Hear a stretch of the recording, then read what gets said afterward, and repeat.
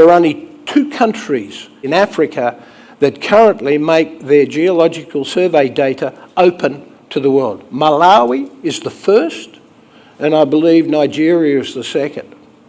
I would ask, and this is a plea, every country in Africa, if you want investment, open source your geological survey data.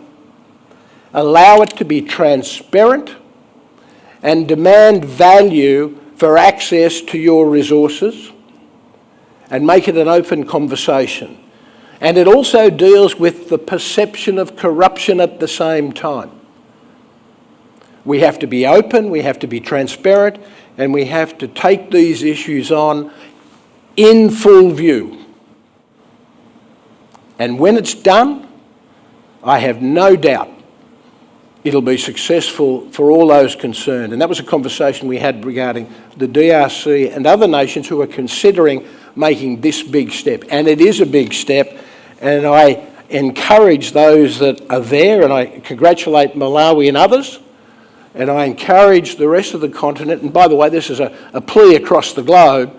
If you want transparency, if you want competitive tension in vying for capital to deliver on the resources we need to run the world, these are the sort of processes that we have to put in place, and we're starting to see it. And that, I think, is great news for Africa, and I'm very excited by the potential. And when you had a group of Africans talking to Silicon Valley people about where copper will come from in the future, and they looked at the grade of the deposits, that's a conversation to behold. And I think that's the moment we're at. That's the potential we have. And again, I think it is an exciting time. And I hope we're on the cusp of something very special. And as Bernard said, there's no such thing as critical minerals. They're all critical. Depending on the time and place, supply, demand, it moves around. So iron ore is critical, copper is critical, nickel is critical. They all have their time. It's understanding the cycles and investing for the long term to deliver on your potential, and we've got the potential. I'm an unashamed torch and banner holder for South Africa because of what I've seen and what I've been involved in and the support I've seen from a country. In terms of unit operating costs, I'll show how we compared to our much more significant rivals at the time, where we overtook most of the key players in terms of operating performance. Our operating costs dropped 40% over 9 years, 30% during the major restructuring, then a continuous operating improvement that no one else in the industry achieved. Again, that's an African story. And it was replicated in South Africa, in Botswana, in Zimbabwe and other parts of Africa, and it's key to understand that Africa, when given the opportunity, backed with some investment, will deliver. When we started the restructuring work at Anglo, we were operating at around the 49th percentile. So this chart just shows the top 5 mining companies and where their operating costs were in 2012. So we aggregated all of the cost positions across the major diversifieds. Anglo was at the 49th percentile, and the best performer was at the 27th percentile. In going through the change, which included introducing industrial operating practices to each of their mines. So we took the best of the automobile sector and introduced a whole range of new operating practices that went with new mining strategies. And we moved from the 49th percentile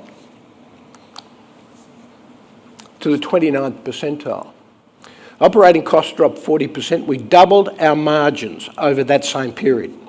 Now, the key point to make, in continuing that performance improvement, as I showed against that 40% change, it's continuous improvement on mining strategy, on cost reduction, and the headwinds program, where you look at each ore body and make adjustments to the way you're developing and operating that mine on an annual basis to keep driving your costs down. Absolutely key. So the technical inputs, the innovation is absolutely key in driving continuous improvement.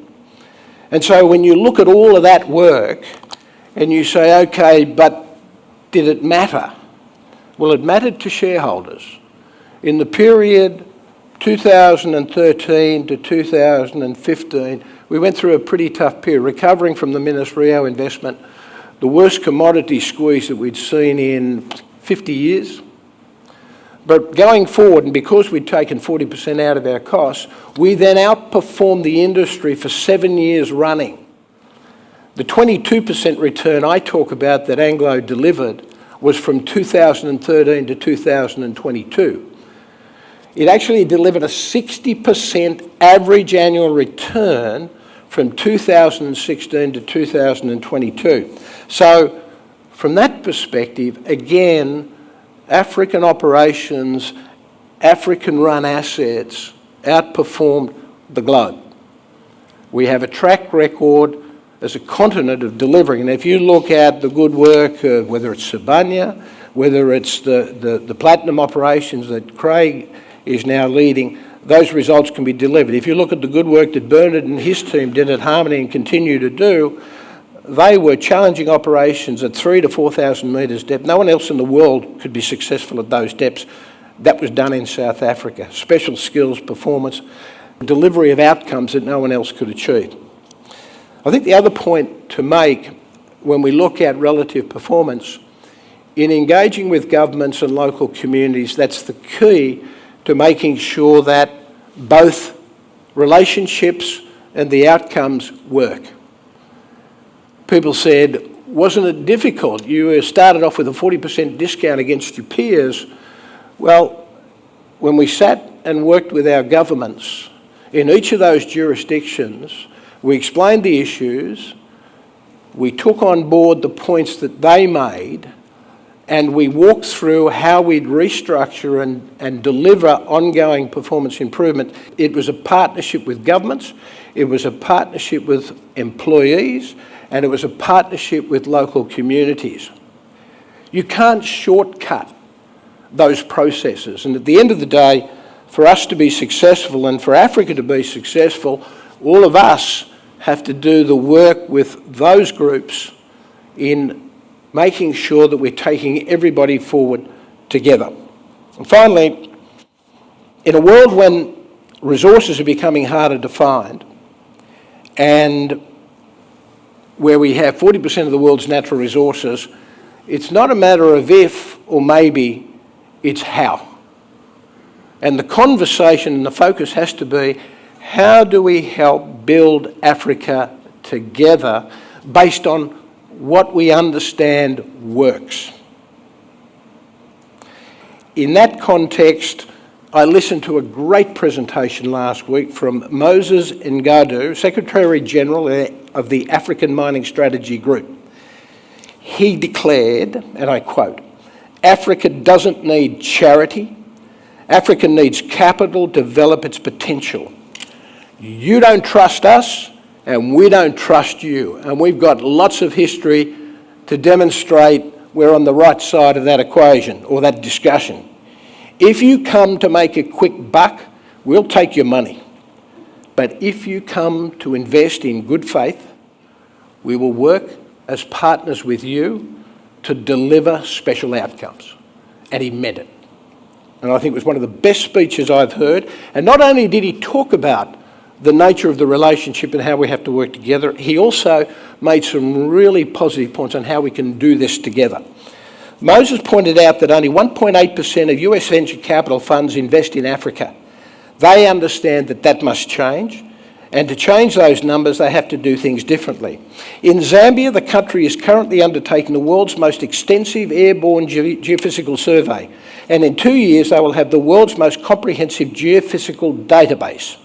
Another African country taking bold steps to change their development arc, and they are building the new Africa.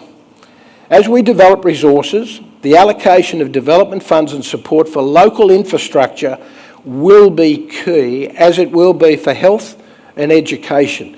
Building that infrastructure, that will build the continent. And the beneficiaries will be us as investors in terms of those sort of productivity numbers and that support from investors.